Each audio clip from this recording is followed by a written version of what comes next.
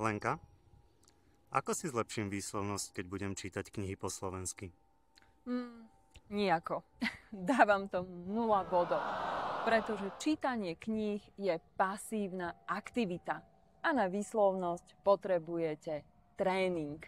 A keď budem pozerať slovenské filmy a počúvať podcasty?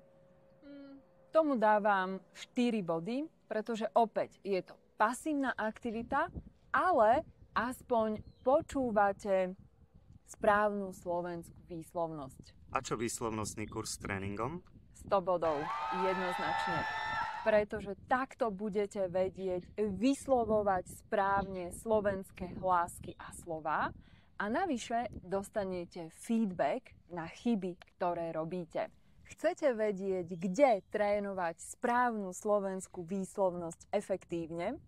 Viac info v popise videa alebo napíšte do komentára výslovnosť a pošlem vám odkaz.